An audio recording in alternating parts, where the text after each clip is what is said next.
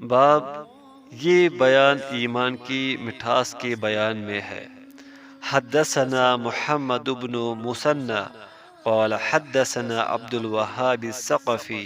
قال حدثنا أيوب عن أبي كلابة عن أنس بن مالك رضي الله عنه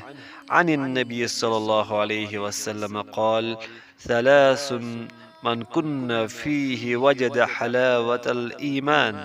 أن يكون الله ورسوله أحب إليه مما سواهما وأن يحب المرء لا يحبه إلا لله وأن يكره أن يعود في الكفر كما يكره أن يقذف في النار۔ ترجمہ: ہمیں محمد بن مثنى نے یہ حدیث بیان کی، ان کو عبد الوہاب ثقفی نے، ان کو ایوب نے، وہ ابو کلابہ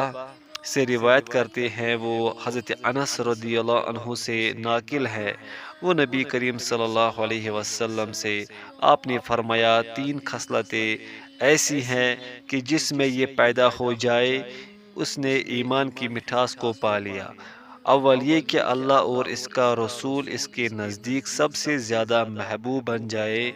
دوسرے یہ کہ وہ کسی انسان سے محض اللہ کی رضا کے لیے محبت رکھے، تیسرے یہ کہ وہ کفر میں واپس لوٹنے کو ایسا برا جانے جیسا کہ آگ میں ڈالے جانے کو برا جانتا ہے۔